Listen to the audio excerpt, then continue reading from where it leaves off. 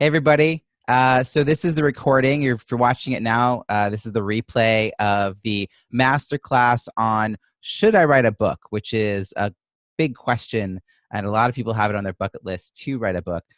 So I wanted to start jump right in, and I guess first I should still tell you maybe a little bit about me and what it is I do and why I'm qualified to be talking to you about this. So I do a number of different things. Host a podcast, which is why I have this fancy microphone and this fancy fake wall behind me.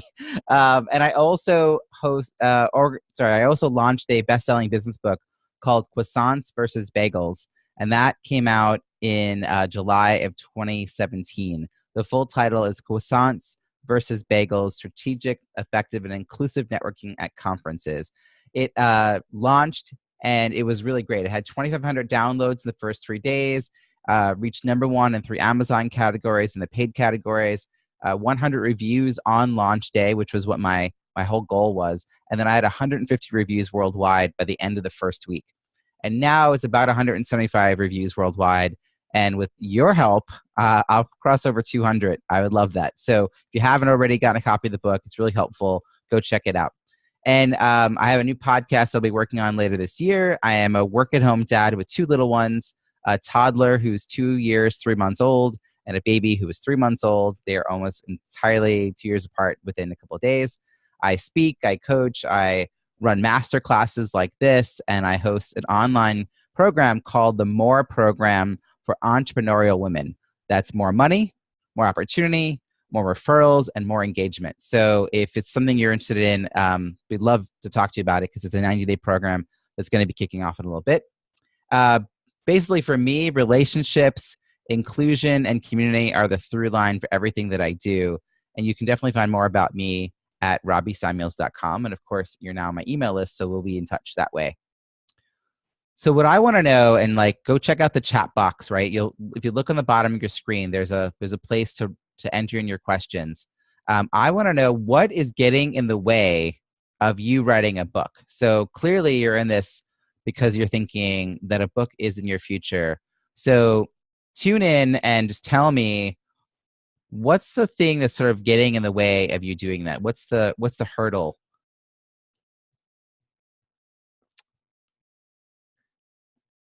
I can kind of guess what some of them are.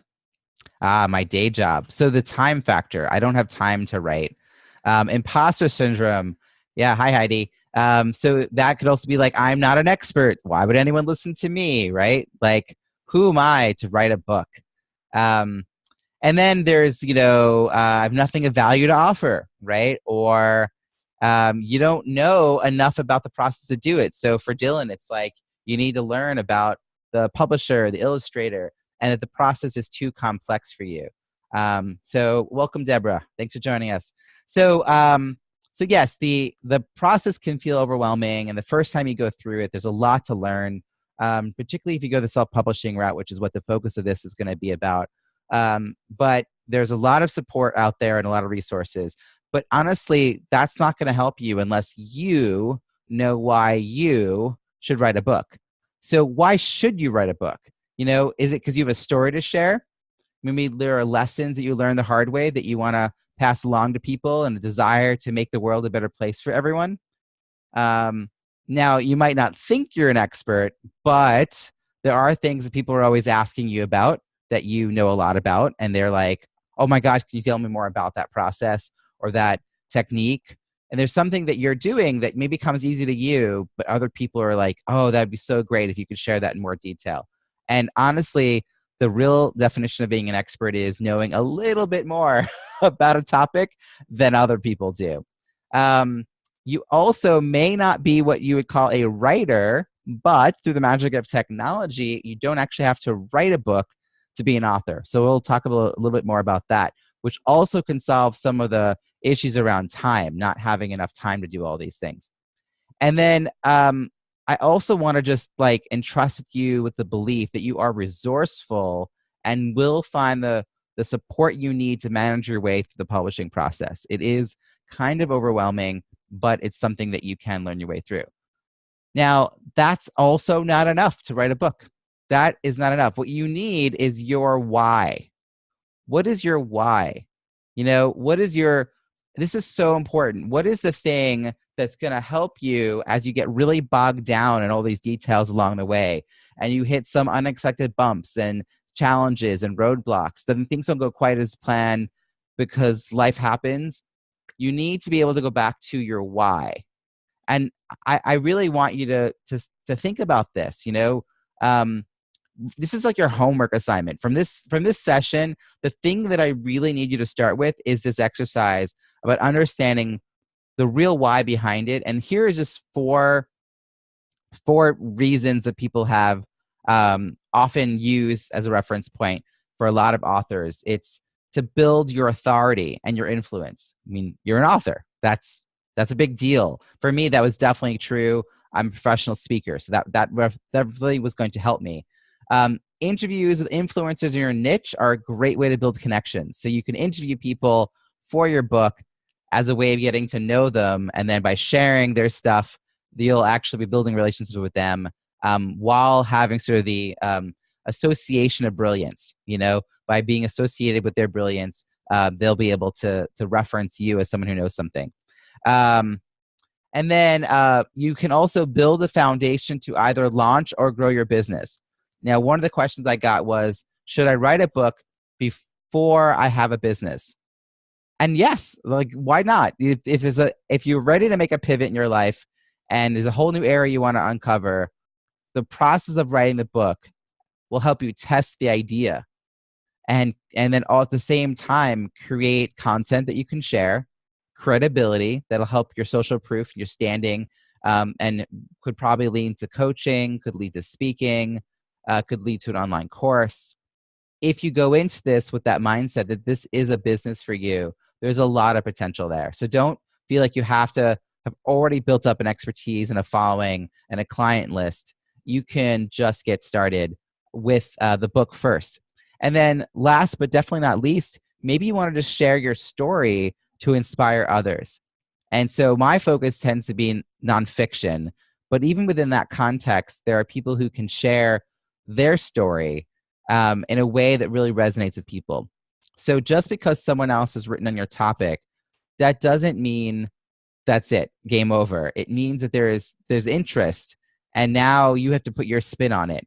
And there are people in the world who need to hear your version of that. That's what's going to help them the most. So the thing about it is, do you want authority? Are you building connections? Are you growing a business? Or do you want to inspire? Those are four whys that might resonate with you, but you really want to get clear and really write down a few paragraphs of what it is your why. Like, what is it you're hoping to get out of this? And what would success really look like so you knew a year from now that you've accomplished something? Okay, so you're now kind of convinced that you're going to do this, right? You're going to, I don't know, maybe write a book. Does that sound good? It sounds still a little scary, right? No, it's good. Jenny's like, this is good. So the thing is that self-doubt, that voice in your head, and that feeling of overwhelm can set in really quickly if you start picturing a blank page.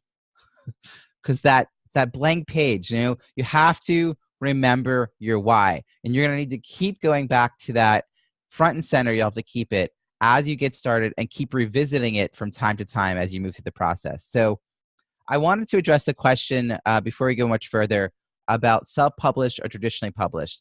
And I want to mention also at the top here that I am sharing my detailed notes with you as well as the replay. So do not feel like you need to scribble every word. I'm going to remind you that in a minute. So the focus of this masterclass is actually self-publishing, and that's for two reasons. One is it's what I have experience with, and two, I actually think it's an excellent option for most authors.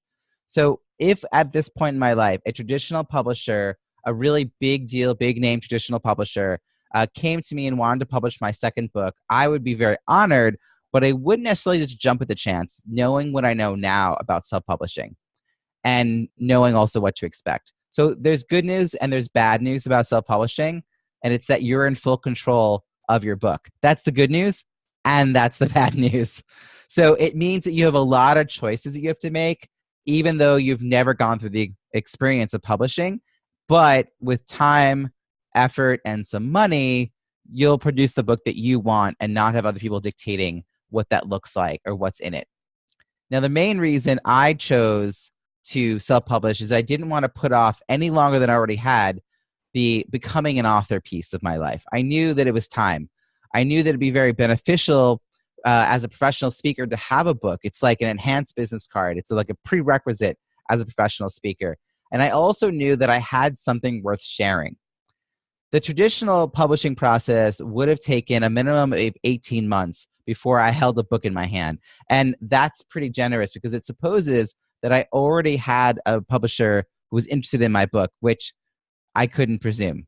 It would actually probably take much longer if I had to like shop around a book proposal. Now, don't get me wrong. There's definitely prestige to being traditionally published, which is why I help my book launch clients design a book that looks traditionally published. And I always think, like, why go through all the effort to write a book if it doesn't provide you the credibility to grow your career or your business? Now, this masterclass won't go into all the details about how to make a beautiful looking book like this, but I am going to be offering a separate masterclass next Tuesday called Book Launch Strategies. It's next Tuesday, the 27th of March at 12 noon Eastern. I see Jenny's like getting out the calendar. Just getting out the calendar, put it in. Awesome. So Masterclass Book Launch Strategies. And I will drop the link in here. Not that I want you to go away, but so you don't forget it if you need it right away. Book launch dash. So it's robbiesamuels.com/book launch -FAQS. And that will get you to the sign up page for that, because I want to really deep dive into the launch strategies, because I do believe that that is a separate process to writing a book. And most people get you to the writing the book part, but they don't teach you a good launch strategy. And as I said earlier, everybody who signs up for today's session is going to receive a resource that I created to help authors understand the elements of designing a professional book cover, as well as they'll have access to all the detailed notes that I wrote up to have in response to the questions that were submitted in advance. So again, there's no need to scribble every word that I say. I also wanted to address this question around fiction versus nonfiction. I am not a fiction writer. I cannot speak to the process of character development. And much of what I'm going to say, though, today will probably help you regardless of whether you're writing fiction or nonfiction. My focus is nonfiction because my clients write books that support their businesses, and that was my personal experience writing a book. When I offer the class next Tuesday on book launch strategies, those will all help both authors of basically any genre, whether it's nonfiction or fiction. Okay, we're getting ready now to actually dive into some content. And of course, earlier I mentioned that that blank page, the dreaded blank page with the like blinking cursor, blank, blank, blank, right? You're just staring at it. So the way to avoid this is to start by mind mapping your book. If you haven't heard of this experience, I will talk about it in a little detail and provide a resource to learn more. But authors swear by this, and it's also something a lot of people do a pen and paper version. They really kind of get in there. And I actually really liked using mind mapping software. I use a free app called Free Mind, but you can search mind mapping software and you will absolutely find lots to choose from. Here's the basic idea of mind mapping. You're going to get a piece of paper out and sort of write down all these different ideas that come to you based on your book. You're trying to get the ideas out of your head, not so much in an orderly fashion, but just capturing the ideas that come to you by word association. It's kind of a free flow brainstorming that can really get the juices going. Now, this is especially true if you can stop yourself from trying to edit each thought and like sneak it into a neat category, but just focus on capturing what comes to you based on that word association. One tip that I recently discovered is that you can use images in place of words for either your anchor word that's in the middle of the page that everything sort of spins out from, or even you can use images for some of the sub-branches as well. Because again, you know this, a picture is worth 1,000 words. So you can use that to help you kind of like really ignite your brain a little bit. And I want to share a resource, and I'll drop it in the links here in the chat. this guy, Tony Buzan, he is actually the inventor of the mind map, and he is someone who knows a ton about how the brain works. And so the mind mapping process is actually a brain exercise. It's pretty cool. You go to his site, he'll explain more detail how to do it, and the benefits of using colors and images and why it helps the brain light up in these different ways. So mind mapping is the first step, though, because you got to start to get some of that content out of your head and into some sort of format that you can kind of look at it again. The next step is take this wonderfully organized, chaotic mess of a mind map, because you're going to have like little lines going every which way, and you turn it into a much more orderly outline. Now, at first, it's going to be a bit of a mess as you move the little bits and pieces around. So some people like to use sticky notes as representative of all those different sub-branches, and then you can kind of just move the sticky notes around on a whiteboard or on a desk or a table. Others might use paper and pencil, just keep rewriting stuff. Or you can use a Word document or a Google Doc. I actually chose to use Scrivener because I wanted to use it to kind of organize my writing project as a whole. And I like the fact that I was able to move around sort of virtual index cards as I was trying to organize all of my ideas into an outline. Now, I want to give you a quick note, though, about Scrivener. It is not necessary. You do not have to have Scrivener. And I'll type the name in, Scrivener, so that you know what I'm saying. So Scrivener is not something that is required to do this, but there are also many benefits to using it versus a Word doc or a Google Doc. And the biggest one that comes to my mind is the ease of moving whole sections of your book around, which when you're working in a long document like Google Docs or a Word document, it gets really confusing very quickly when you've got tens of thousands of words, and you're trying to figure out where you edited and what you're putting in. You end up with duplicate entries, and it's just kind of can end up costing more time in the end. On the other hand, it's not like Scrivener is super easy to use the first go around.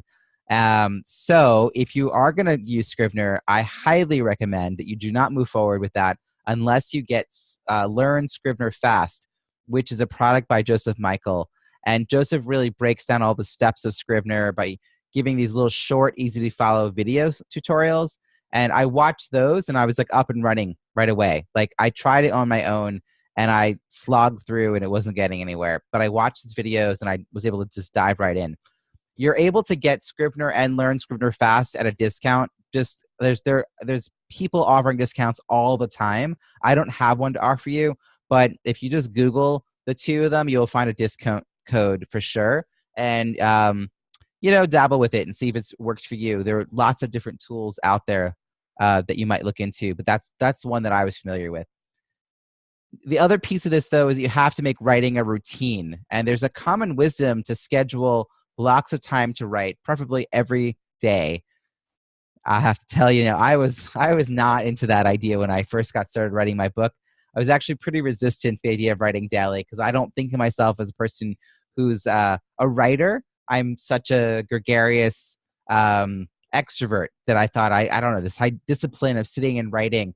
So I thought I would have more progress made if I blocked out like half days, maybe monthly. And at first, it was kind of helpful to have large blocks of time to do the mind map and to do the outline. But once I'd gotten through those steps of the process, actually, I got to admit, writing daily is what worked best for me. And my goal was a minimum of 4 days, and I aimed for 6 in order to get to the 4.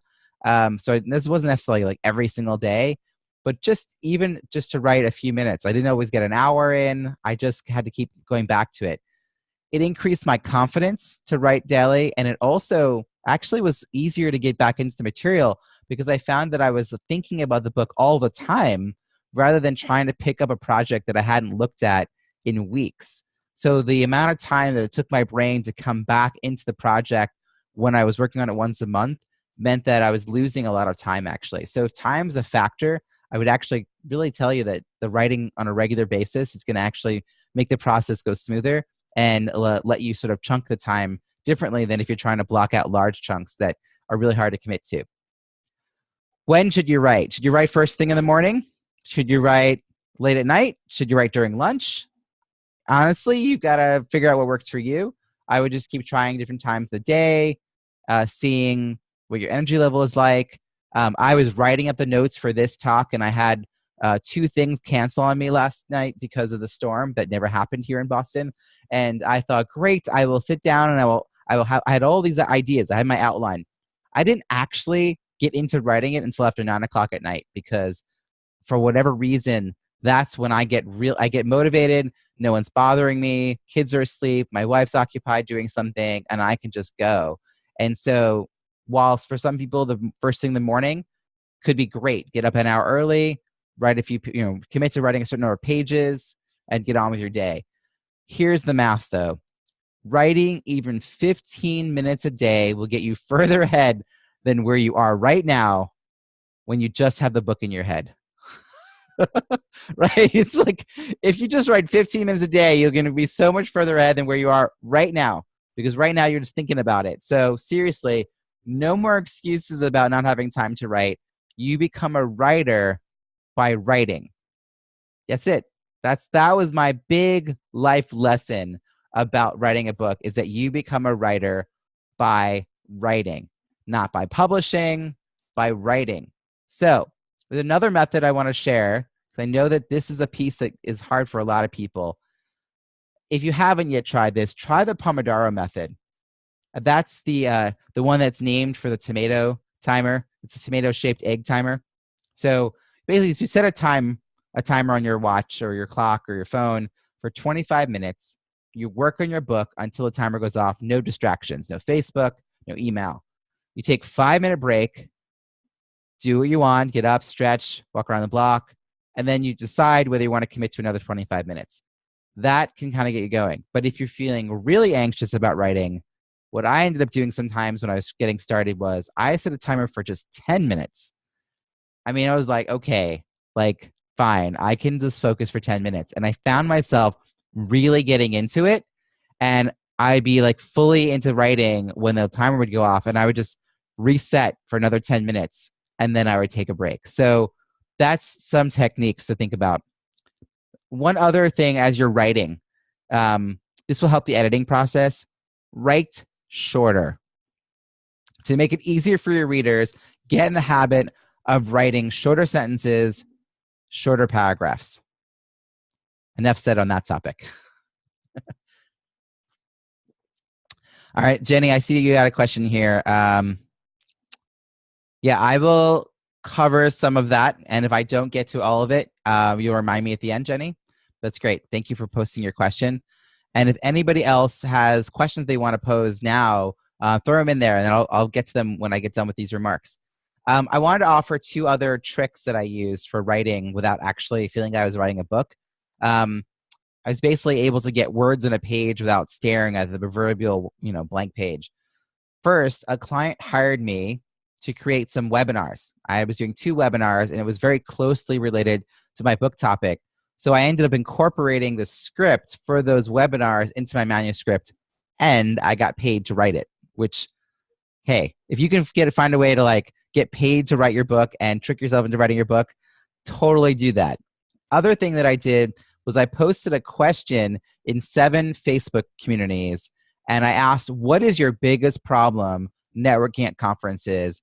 And then I answered each question in the Facebook thread, which sort of engaged people right there. 4 of those 7 threads were very active. It's because I had already been highly engaged in those communities, in those Facebook groups. And then 3 of them were fairly inactive because I had been pretty much non-existent as a member of those groups. So bear that in mind.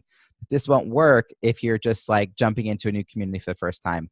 People have to already know you. Probably a few people have to already be friends with you in the group to see your message even got posted. In the end, I answered 38 questions from 25 people.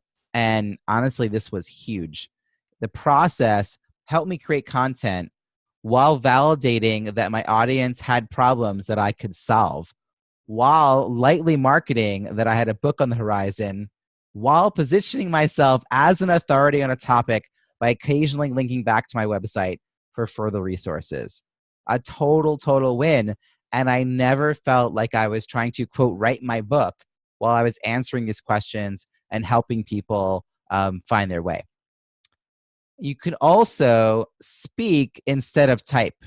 So if that's more your speed and you're thinking, I don't know that I could just sit there and type all this out. I got to get this information out of my brain. Another way to avoid the blank page is to first organize yourself through that mind map and outline process, and then record yourself sort of talking through each point. You can then send those recordings to be transcribed. Maybe like rev.com is a resource I know people use a lot. It's about $1 a minute, I believe. Or you could just refer to your own recordings as you sit down to write those sections yourself, because it'll help. You've already sort of said it once, and now you can type it because you've already thought it through. Now, this was really appealing to me as an extrovert because I was trying to get that content out of my head, but I ended up not using it for my first book, but I am definitely considering it for my second. And I want to just mention that just the fact that I keep saying my first book is the kind of thing you have to do to psych yourself up to keep writing another book. Like, by just telling you that, I am sort of putting it out there that I plan there to be multiple books. So think about the language you use for yourself around your practice of writing and being an author and being a multi-book author. So another thing I did to get content, which is actually kind of coming up with Jenny's question here about interviewing people, is I actually got content for my first book by interviewing people for my podcast. So my podcast is called On the Schmooze, and I interview a variety of leaders in different fields and industries. But then I pulled out of the conversation quotes and stories that were going to help illustrate my points in the book. I also then reached out to these people and asked them to endorse my book, which is how I ended up with some really stellar names and titles on my list of endorsements, including the former CEO of Southwest Air, who I had no reason to know, but I managed to meet. So when I interview people for the podcast, Jenny, part of the release that they agree to as they're scheduling is that I can use the content any way I'd like. It's just sort of written in there. Now, clearly, it's in my best interest to make people look good, and I do that. If I think I need to ask people like whether, I didn't actually have each person read the section that they had ahead of time. They did get, some of them got copies of the book because they were part of the review process. But as a practice, I did not do that. And I just I had a transcription of what they had said on the podcast, and I wrote it in the way that gave them sort of the best light and yet illustrated my point. It's public information. They've shared it. So as long as you kind of have that disclaimer in there, I think it's great. Most people are honored to be featured in a book. So that's the other sort of piece of this, is to frame it not as you asking for a favor, but you offering one, because it will, no matter who they are, it kind of bolsters, if nothing else, their ego, but also their credibility in that space. So if you haven't already gotten it, Jenny, I can share with you the link to that link that has that language on my site. So just remind me to pull that up for you after this. The other question, oh, great. So the other question that people were asking as they were doing this is like, okay, I'm ready to write. I have a process. Oh my God, how long does this have to be? Which can be overwhelming. Like, oh my God, how many words? There's not actually a right answer to how many words that the book has to be or how many pages it has to be. In my book, it has to, in my book, get it? There needs to be enough content for the printed book to look and feel legitimate. That's my answer. This book is about a 5x8. If I had done it as a 6x9, it would have been a lot thinner. So one way to achieve a longer page count is to actually have a smaller size book. So this is a 32,000 or so word book. It's almost exactly 200 pages, and it's about a 5x8. If I had done a 6x9, it could have easily been like 110 pages, which would have felt more like a workbook. But I wanted it to be a quick and easy read. And one of the feedback I've gotten from people is that they've gone on a plane to a conference, read it on the plane, gotten off the plane, and put it into practice. And I wanted it to be useful in that way. One consideration is that if you have a book that has fewer than 100 pages, then you won't be able to put anything on the spine of the book. So bear that in mind. If you want to have your title on the side. You can't do that if the book is less than 100 pages. So you probably want to find a way to at least have that happen. A 50,000 word book is considered, I guess, more or less average for a nonfiction book. And that would be about 200 pages if you had a 6x9 paperback. Obviously, books can get much longer. Other factors are font size, margin, right? There's a lot to factor in here about the layout of the book itself. There's a lot of like non-text pages that go into a book, which we'll talk about later, that kind of also adds a little volume to the page count. But something to think about it. Now, there are nonfiction books that go way larger than 50,000 words, but I do believe that there's a diminishing point of return, and that longer doesn't necessarily mean better. In fact, the first draft could totally be 100,000 words, but then you should like cut it away until more than half of it is gone, and what you're left with is like a really great book, right? You have to sort of find the really great book within all of that text. No one wants to like slog through and read the rough draft that you wrote. They want to read the finished product. Now, some people were asking me questions ahead of time about the minimum length that it has to be if it's just an ebook and not going to be a paperback. So for that, I think one rule might be like to have it maybe 5,000 words at a minimum. Is that a hard and fast rule? None of this is a hard and fast rule, but that's enough to kind of get into a topic, to make it feel like it's more than just a white paper, that's certain heft to it. But bear in mind, if if it's less about the word count and more about providing the content that answers the reader's question. So if you can do it in 4,000 words, that's okay too. Don't add fluff. This is one area that really differs from fiction. Fiction will range from 60 to 80,000 words and could be over 100,000 words even in the final draft. So very different process than these nonfiction books.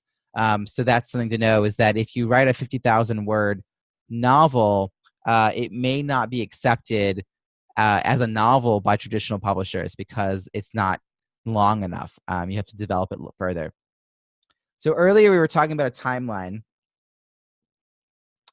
Sorry, not a timeline, an outline. I have to change this word. See, this is why it's good to read these things. Earlier we were talking about an outline, and you might be wondering how an outline helps you eliminate the angst of staring at that, blankety blank page and that darn blinkety cursor. So every time you sit down to work on your book, you will pick just one section of the outline to focus on. And you'll then further outline that section. So you basically pick a section, chapter 1, you have a topic. You then add 3 bullets underneath that, maybe 5 bullets. Maybe you're actually adding subsection headers at first. So so for me, I had 3 sections of a book, and then within each section, I had sort of subsections that were sort of major points. And then within that, I even went further and I kind of developed the outline to the next degree down on the tree.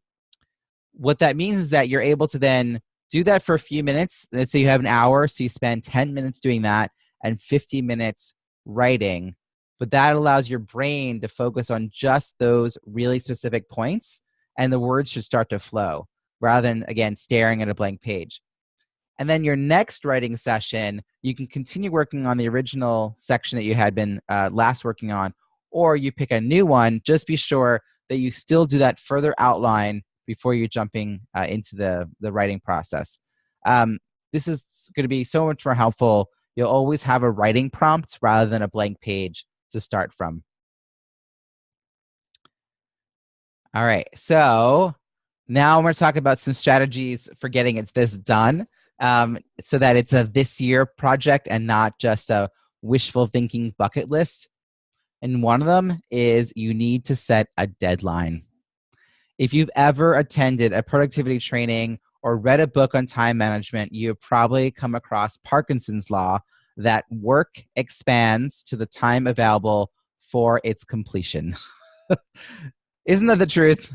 of such a genius statement that Parkinson came up with. So you need to set a deadline for your book launch and then work backwards to figure out when you need to have your first very rough draft written.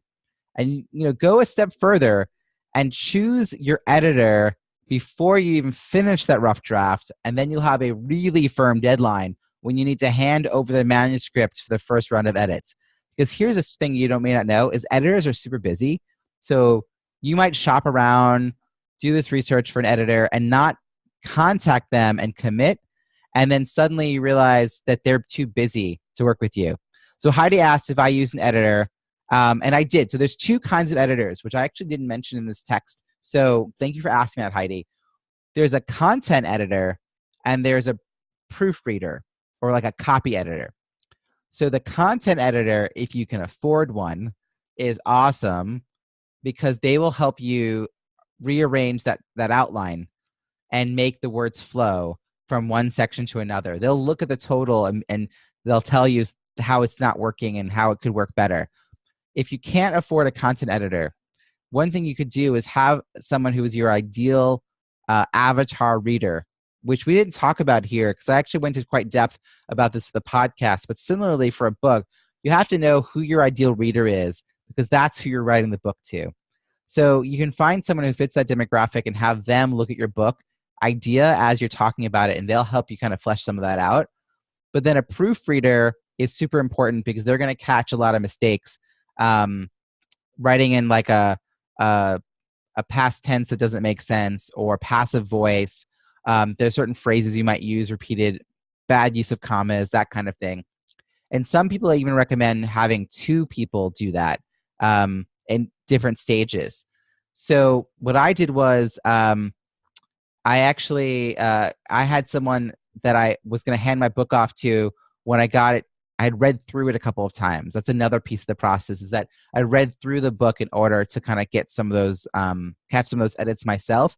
And then I passed it to an editor.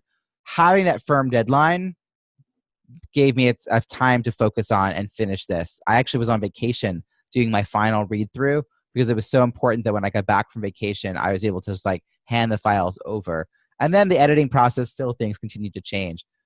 You want to break this timeline down, though, so that you really understand how much progress you have to make in your writing goal each day, each week, so you're constantly moving towards done. And now that might not be a word count, but it might be getting through certain sections. So you know how many sections your book has, and maybe you want to give yourself a goal to kind of move through different sections over a period of time. So if you were to even factor in setting aside 3 weeks at the end of all this to focus on your prepping for the launch, which is the part that I was most excited about, and which is why I'm going to do a deep dive into it next week. And I would suggest that you have another 3 weeks at least set aside for the editing process, because it actually takes longer than you might imagine. So you send something to the editor, they send it back to you, you have to review their notes, you make further edits, you have to work with a formatter, there will be some editing happening during the formatting process. It ends up with a better product going through all of this, but it is time that you have to factor in. I still believe that you can have a book written and published in the next 3 to 6 months. Now, 3 months could be kind of tight if you don't have a lot of time to write, but 6 months is more than reasonable. So just think about that for a moment. You're an author with a book available on Amazon in 6 months. Like, how does that feel? How does that feel? You're going to be an author in 6 months. You're going to have this done. By the way, you never have to say published author, because the fact that you're an author is sort of gives it away that you're published. And if you say you're a published author, I think what it gives away is that you're a first-time author who is self-published and is worried about whether you have credibility. So just call yourself an author. And right now, you are an aspiring author. That's another thing you can just call yourself. You're an aspiring author.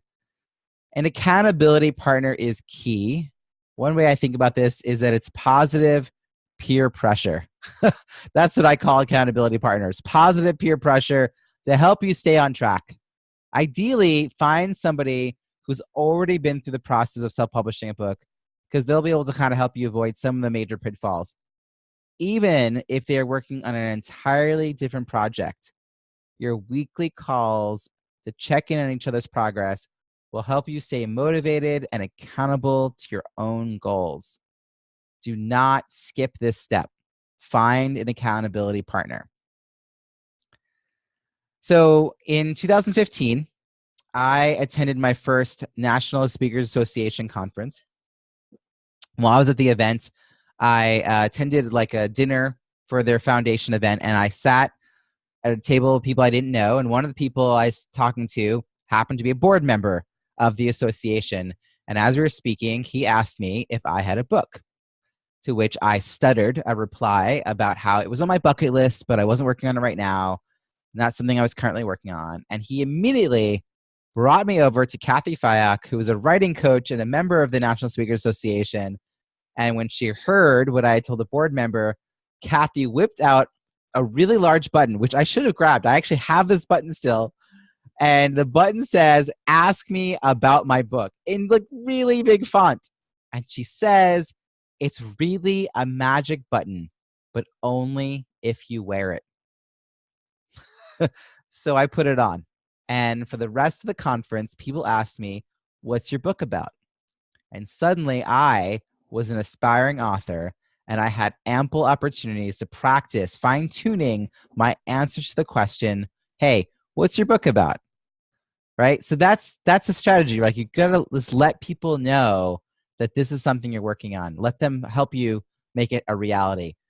There are people, though, in the world that are actually professionally skilled to support you. They're writing coaches, and they kind of clear the path for you to make progress. I am not a writing coach. I am sharing with you all the best practices that I have come up with, but they will know a zillion and one ways to help you refine your work and move forward. There are two members of the National Speaker Association whom I refer clients to if they're looking for a writing coach.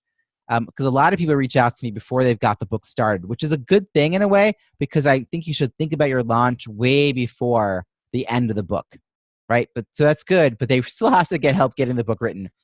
So both of them can coach you through the writing process.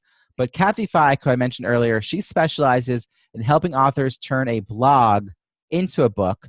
So if you've been blogging for a while, you probably have a lot of good content, but there is sort of an art form to turning that into a book that doesn't sound like a series of blog posts. And then Claudia Gear specializes in nonfiction ghostwriting. So if you've got a topic and you don't really want to write it at all, you can just be interviewed by her, and she will put together that first rough draft as a way to get started. So I'm going to put links in the detailed notes to both of their websites, so you can go check them out if it's something that you think would be helpful to you. What I found worked best for me, though, was finding a community of aspiring and best-selling authors, and that's what I found when I signed up for the self-publishing school. So I'm going to drop a link right here for self-publishing school. There you go. So I joined SPS in February 2017. I sent my manuscript to the editor Memorial Day weekend the same year, just a few months later, and I launched my book in July. Now, if you'd asked me how long it took me to write my book, I would have told you a lifetime, because, well, in some ways it did. But I didn't actually get serious about a process for writing my book until February 2017, which, think about it, it's 13 months ago. Where do you want to be 13 months from now? You want to have a book like done, written, and 6 months later, you're already starting to think about what else you can do with your book, how it'll grow your business. I could have actually done it in less time than that. I didn't have to wait till July, but I chose to because I really wanted to commit to spending a lot of focused time on the launch, separate from the writing and the editing, as I mentioned. The course offers step-by-step support, including timelines for what you should focus on each week. But I think what I really appreciated most and continue to appreciate is the Facebook community. Now, it's an ongoing expense to stay a part of the community, but I found it to be totally worth it. The group is incredibly generous, and every Monday at 9 p.m. Eastern, Chandler Bolt, who is the founder of Self Publishing School, and Sean, his community manager, they host a live Q&A. And they literally just kind of go through questions that people pose in the Facebook group. I actually tune in still every week, even though I am between the launch of my first book and the time that I've set aside to write my second book a year later, because I want to know all the changes that are happening in Amazon, because it's not a static thing at all. It's constantly in flux. Now, I am an affiliate. I want to just tell you up front, I'm an affiliate for a self-publishing school. The link that I shared in the chat is an affiliate link. And while I am sometimes recommending a product or a service that I receive an affiliate commission, you never pay more for clicking through my link, but I get a little something for it. So I do appreciate that. And I only recommend products and services and people that I admire. I have a little forewarning though for you. If you click on that link and you watch the video, you're going to receive a lot of email in the first 30 days. Chandler believes deeply in an email campaign process that's like an email a day and then like a 2-day break and then an email for 2 days. And there's a lot of good content in there. I know that people are on the fence about writing a book. He is a genuinely nice person. And I looked at him a little bit like, is he a shuckster? Because he's kind of got the slick marketing stuff going on. But having now been part of that community for over a year, it's just a good space, and the content is legitimately going to help you. I will also tell you though that you can just get a lot of free content from Self-Publishing School by going to the blog on their website or by listening to their podcasts where they interview people about their process and different hacks for being successful with writing books. So there's a lot of good content through Self-Publishing School. Do check it out. For me, this was all about my business though. And so I really wanted to just mention to you, and again, I'll go into greater detail on Tuesday in the masterclass on book launch strategies, but I wanted to be thinking about how to get the reader from your book to your website to signing up for your email list, right? If it's just a book, it's not quite enough. So I'm going to share with you really briefly. For my Kindle book, I gave away 25 networking tips that were each formatted as separate PDFs. I called it a bonus bundle.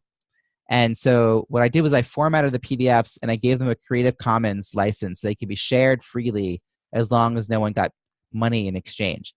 And people download that, and that content's now floating around. I have clients that download it to share with their teams. And so it was basically all these blog posts and transcripts from podcasts that I'd done. And then for my audiobook, I did an audiobook myself, no fancy microphone, and I have that as the lead magnet in my paperback. And yes, if you freeze frame, you can steal my audiobook. Go ahead. It's there. So, so that to me was trying to entice people to go from the book to my website. What would it be? What would a lead magnet be? It could be a checklist, a workbook, top 10 tips, a resource list. Start being creative. Put a little thought and attention into this. The same way you have to sort of put attention into writing a subject line before you hit send, and that you're so busy writing the email you forgot to write the subject line and really thoughtful. Similarly, make sure you put some time and attention into writing a lead magnet and choosing one that would really entice people. But then, what is the experience that people are going to have joining your email list? What are those first few emails going to be? How are they going to be received into your community? And will it set them up to be receptive to working with you or buying from you in the future? So thinking about that. So that's some of the stuff that I dive into when I work with my clients around launches. Is I ask them, the first meeting is all about their email process. What's their database? How are they organizing that stuff? What's the system for getting content out? And all of those questions, because I really wanted to kind of link back to their business. Endorsements matter. That's something else I want to just mention. I want you to start thinking now about brainstorming who could write you an endorsement while you're still writing your first draft. That seems so strange. Like, you haven't even gotten a book to share, right? But you really want to start brainstorming. In the end, I would suggest aiming for no more than 10 endorsements. Because honestly, listen, think about this. Endorsements are always positive. You wouldn't publish them in your book if they weren't positive. So most of the time, people are going to just scan through and look at the names and titles of who gave the endorsements. So you don't need to give them more than 10. You'll probably put 2 or 3 or 4 in the back and then the rest in the first couple of pages. It's also not beneficial to have multiple pages of endorsements on the first few pages, because the look inside feature on Amazon shows the first 10% of your book. And you don't really need the first 10% to be 4 pages, 5 pages of people saying nice things about the book that they are trying to read. Prioritize who you ask based on their job title and your ability to reach out to them. Now, don't ask them anything yet. Just do what you have to rekindle if it's a dormant connection, and stay current with them over the next few months as you're writing your book. In the content that I'm sharing with you, I'm not going to list this through right now. I am sharing with you a checklist for the anatomy of your book. All the different kinds of sections and pages, from the thing I just mentioned about the endorsements, the title page, the copyright page, the lead magnet, dedication, the actual contents. We have to have a table of contents. By the way, Kindle books don't have pages. I know, mind blown, right? There are different numbers of pages based on the size of the Kindle book, the Kindle reader. You need an introduction. You need chapters. You might have a conclusion, resources you could possibly have. And I have a note in here about how to set things up with affiliate links. You have some sort of endnote section, acknowledgments, and about the author, which is where you can put your photo. I don't recommend putting your photo on the cover. I don't recommend putting your cover on the back. You're not Stephen King. You're not Oprah. You got to sell people on the book itself, but put your picture in on the about the author page. That's my little 2 cents on that. You want to request an Amazon review. I did this little thumbs up, thumbs down thing. Briefly show you. So I literally have in my book a request, and I send them to Amazon, and I give them some prompts. What did you enjoy about the book? What is your most valuable takeaway or insight? What have you done differently, or what will you do differently because of what you read, and to whom would you recommend this book? And I basically say, just answer one of these questions, and that's a great review.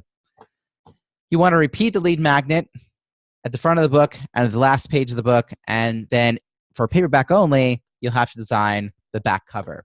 So I have that checklist there. I'm going to go into greater detail about formatting on Tuesday in the Book Launch Strategies Masterclass. But I will say in brief that fonts are not one size fits all, and they should fit your topic, the topic that you're writing about. And there's also a standard that in print you use sans serif for headers and serif fonts for the paragraph. So serif fonts have the little feet, and sans serif have no feet in the font. You try saying feet in the font. And if your book cover, though, is Arial, or the inside pages are Arial, that's a dead giveaway that it's a self-published book. It's also harder to read a print book that's all Arial because it's designed for the screen. So you definitely want to think about that. And this does mean you're going to have 2 different versions formatted, one for the Kindle book and another for the paperback. And you can't just convert one to the other without changing the font. So if you are working with a formatter who says, no problem, I have your one, I'll just convert it to the other, but they're not changing the font, go find a different formatter, because they don't know enough about this to make it look professionally published. And again, I'm going to offer resources in the next session about how to figure out what fonts to use, what works well together. Honestly, Google is your answer to all those questions, but first you have to know to ask the question, which is why I want to mention it now. And we're getting to the last little bits here. We're at 12:53, and I'm going to stay after about 15 minutes to answer your questions. What does your book's cover say about your book? I know, don't judge a book by its cover, but we totally do that. That's absolutely what we're doing. So my book is a business book, and it's meant to attract prospective clients. So it was really important to me, I think you've gotten this by now, that it was looking as professionally and traditionally published as possible. And after doing some research and actually staring at every kind of business book I have in my house, I was measuring margin sizes, what do they have on their footer. I learned a few things about what makes it obvious that a book is self-published. And I'm sharing a nice little graphic and sort of post about this that explains in detail the elements of professional looking cover. And this link is embedded in the detailed notes that I'm sharing, but I'm just mentioning it right here. It is bit.ly, and I dropped it in the chat, bit.ly/pro book cover tips. bit.ly pro book cover tips. Now, I was going for a Malcolm Gladwell style cover. If anyone's read The Tipping Point, it has that sort of aesthetic. I love how this looks in the print version, but when I went to upload it for the Kindle book, I realized pretty quickly that it gets lost because all the other images are really bold and big. So the Kindle version, the font for the title and the size of the croissant were both bigger, which to me seems really garish for a print book. I would never have printed it that way, but online it looks fine, and it was important. And also, it's a white book, which I chose a cover that was going to be different than other books in my genre. But I put a thin line, a thin rule or a border around the Kindle version so it doesn't blend into the white background on Amazon. So that's something to think about. What will be a book that will stand out and look good for you? And I think having two different covers is totally fine. A couple of basic Amazon vocabulary, little tidbits. Amazon is a print-on-demand service, a POD. It's not a publisher. I was confused about that when I got started. Kindle Direct Publishing, KDP, is how you publish your Kindle book on Amazon. And if you want to start looking into what they have, because they've got a lot of resources, I put the link in the chat, kdp.amazon.com. KDP Select is an option that allows you to have up to 5 free days per quarter, or you can do what they call a Kindle Countdown deal, where you can lower the book down to even 99 cents for a specific amount of time. The free days is an integral part of the strategy that I use for my launch and what I coach my launch clients to do. CreateSpace is how you publish your paperback on Amazon. And that's a pretty easy to remember link. It's just createspace.com. I'll put the link in the chat because you can, again, tons of resources in there. Something that else that confuses people is that there is an ISBN that every book needs to have. And yes, CreateSpace does offer a free ISBN, and they'll create your barcode for you, but don't do it. Buy your ISBN and get your own barcode created with the price embedded in. I share the details about this in the Elements of a Professional cover, which is the link I just posted, the pro book cover tips. There's also this is a little thing, but it kind of messed me up, so I want to mention it now. Just maybe you'll remember it when it's time to launch your book. There's an option when you upload your paperback to check mark something called expanded distribution. Do not check this. It's kind of a long story, and I'm going to explain it in the next session, but you're going to need to actually make your book available through something called Ingram Spark to have it available to bookstores and libraries. And expanded distribution just kind of messes things up. So definitely something you want to be aware of. The other thing that's super important for the launch is that you choose your categories carefully. Again, something I'll detail next time. But if you want to be number one in a category and it's too competitive, you'll never get there. And if it has fewer than 100 books in that category, even if you do get to number one, you won't get the coveted orange bestseller banner. So you want to be thoughtful about that strategy. And I also want to mention here that reviews absolutely matter.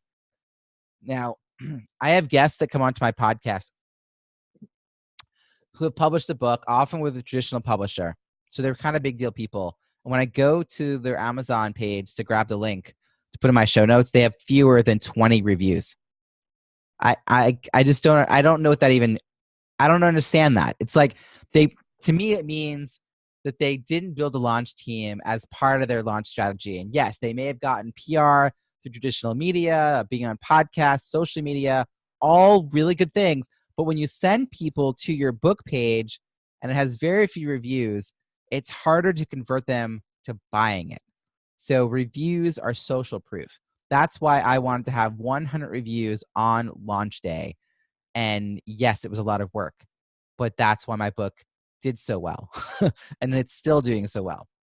A couple other pieces about launch vocabulary, just again, in case you don't join us next week, I want you to know this. This is something that confused me and always surprises my clients. Your publish date and your launch date are not the same thing. I'll say that again. Your publish date and your launch date are not the same day. Your publish is the day that you upload your Kindle files to KDP and your Kindle book becomes available to anyone who knows to look for it. And at this point, you're not telling anyone that it's there. This gives you a day to update your book page, set it up the way you want, format it to create your Author Central page, and do all these things before you share a link with your launch team. The soft launch is the period of time a few days prior to your official launch day when the Kindle book is available to your launch team either for free or maybe 99 cents. Free is better. Anyone else could happen upon it on Amazon if they know to look for it. Launch day is a Tuesday or a Sunday, and there's some reasons for that. It's when your Kindle book promo kicks into high gear and you are shouting from the rooftops that you have a book. It's also a free day, as is the day after and even the day after that. So you'll switch so if you launch on a Sunday, midday Tuesday, you'll switch to 99 cents. And I'll get into the strategy of that on the next session on Tuesday, the 27th at noon Eastern. It's a total of 5 free days. Two of them before the launch for your launch team, and 2.5-ish, 3 after the launch. The paperback launch, because I haven't mentioned that, is actually 4 weeks later. And this means that you have some lead time, but you want to make sure, though, that you still prioritize formatting your paperback before your Kindle book launch, because it takes more time to do the paperback formatting than you would think. Now, there's a major benefit to pushing off your paperback until a few weeks to a month or more after your Kindle book. You can catch errors that you find out from the Kindle book, fix it in the Kindle book, and then also correct them in the paperback before you hit publish and have them, permanently in print. You also want to have time by doing this to actually order a physical proof from Amazon, from CreateSpace, so you can feel it in your hand before you press go. And if you're going to be planning an in-person launch party, which you should, you're an author, you deserve a launch party, you want to have time to actually order the books that you'll be signing there as well. And I actually, I wrote a whole thing about my launch party process and what I did. And it's one of the pieces I share with my clients. I'm happy to share if you ask about it. I'm also including in this document the schedule that I followed for when it was uploaded, free, 99 cents, etc. And that's it for today. I'm going to go deep dive into the rest of those strategies in the masterclass on Tuesday. I want to also just let you know that I am here to help. I wasn't planning on launching a little side hustle, coaching people around their book launch strategy and now podcast launch strategies. But what happened is, as I was still in the throes, deep in the throes of endless hours and days of working on my own launch, people were reaching out to me and asking me, like, how was I doing this? I, at the time, was like, I cannot talk to you right now about this. I am just trying to get through this. But I had been writing these long posts, these 500-word posts in the Self-Publishing School Facebook group about my process as I figured it out. And I copied all those to Google Docs. And then when people would ask me, I would share that. And that's how I started getting clients. So I do have a variety of coaching packages if you get to that point and you want to have some help. And that's one of the things I want to address from earlier is, like, how do you find the right editor? How do you find the right formatter? How do you choose the categories? And these are the kinds of things you want to have a coach who's helping you think through this stuff. So it's been great because I've been partnering with these writing coaches because they get them the writing part. And then there's still the process of actually launching. And so that's the piece that I love it because it's about relationships. And that's the piece that's the through line for me. So,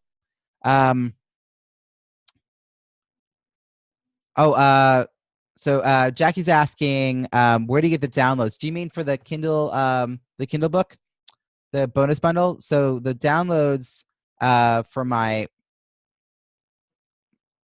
okay. So here you go, Jackie. If everyone goes to croissantsvsbagels.com, that is the landing page that I send people. This is another piece of the strategy. Everyone doesn't go to my Amazon page. I send them all to a landing page on my website. And what they're asked to do is to sign up to get the bonus bundle. So whether they're buying the Kindle book or the paperback, it doesn't matter to me. I want them to join my email list. And that's something I'm offering them right away. And they can opt to not opt in. They can opt out, and then they can go right to Amazon. And the link that I'm sending them through is an affiliate link. Every penny counts, people. Every penny. So you now have permission to unmute yourself. We are still being recorded. So do bear in mind that any question that you ask is going to be recorded and shared with the world. So Heidi, Janet, Chantel, Dylan, Jenny, you're all still here. Jackie's still here. Who else we got? All right, that's who's on the call right now. Oh, Hannelise is here. So anyone have any questions for me? You can just ask it verbally.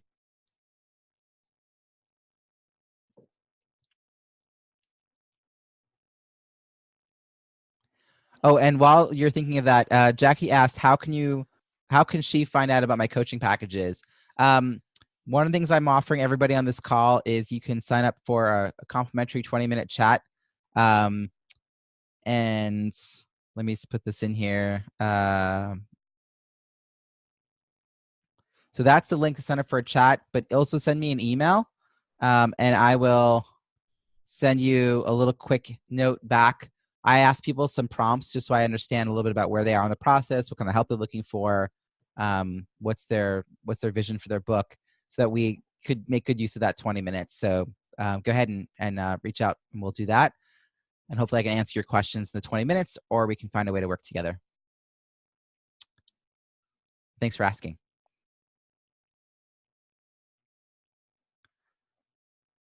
Awesome. Hey, I'm just thinking, I wonder, I have a bunch of different book ideas, including a regular nonfiction like you're talking about, but any thoughts on like writing children's books? Yeah. So I highly recommend joining self-publishing school because there's actually a number of children's authors in there, and it is a sort of special genre within itself. It has its own challenges. It's very, very competitive. And there's the added needing to find illustrators piece of it. And yet there have been people in that group that have sort of formed their own cohort to support each other, and they do create some content especially for the folks that are working on that. So there's like a subset of people who are fiction writers. There's a subset of people who are writing children's literature. So it's not all business book people in self-publishing school by any means. And actually, I love the diversity. And I will also mention that it's global. I'm regularly in conversation with people from, South Africa and New Zealand. I just reviewed a woman's book from New Zealand. They also help you with your launch book, launch team. They shouldn't be the majority of your launch team. There's got to be your people, but they'll help you think that part through as well. And actually, the community manager's daughter wrote her first book. I think she was 9 or 11 or something. She was really young, and it's a book about a fairy.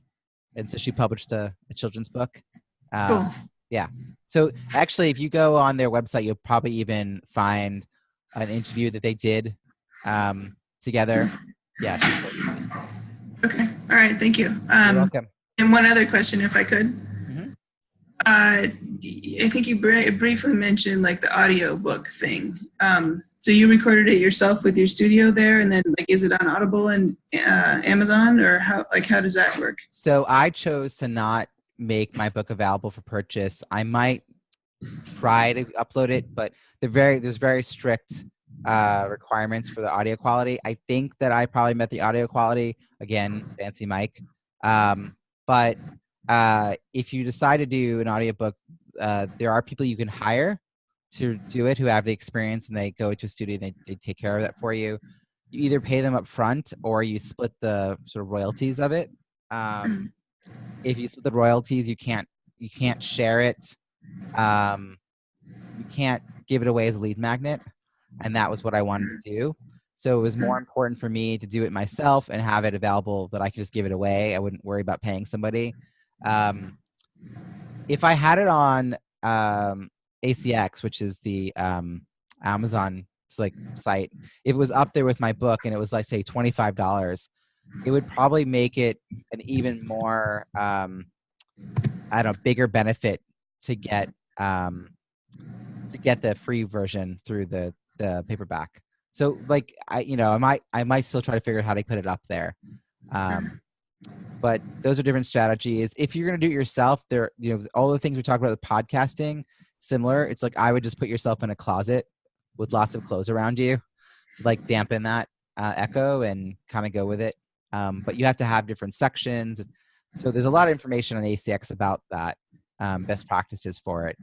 And there are people you can hire through ACX that know what they're doing, voice actors. So.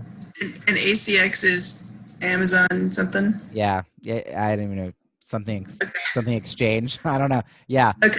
It's the audiobook. Amazon's Audible thing. Okay. They own the audio version of Amazon. Okay, cool. All right, thank you.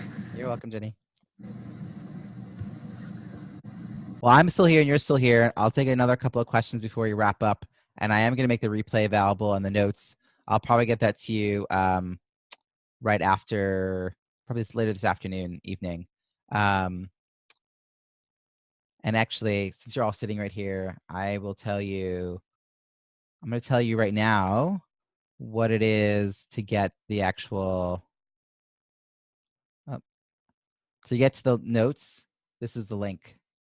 Since you're right here, I don't want to make you wait. So drop that in the chat, and that'll be available to people who are listening to the replay as well. Any other questions before we wrap up? Does anyone actually raise your hand, physically raise your hand if you can, if you're going to be writing a book this year? I want to know if I've inspired anyone. Jackie, Heidi. Heidi's like, do I want to raise my hand? Jenny's raising your hand. Dylan, I'm going to imagine that you're raising your hand, even though you've got your camera off. Awesome. I really hope you do. I'm excited for you. And I'm really glad to share this because I would not have done this on my own. This is not a solitary, writing might be a solitary exercise for some people, but getting a book out into the world is not a solitary exercise. It requires just a tremendous amount of effort and community support. And so really start thinking about who your team is. Who are the people that are going to like bolster you as you do this and believe in you and help you remind yourself that you have a why.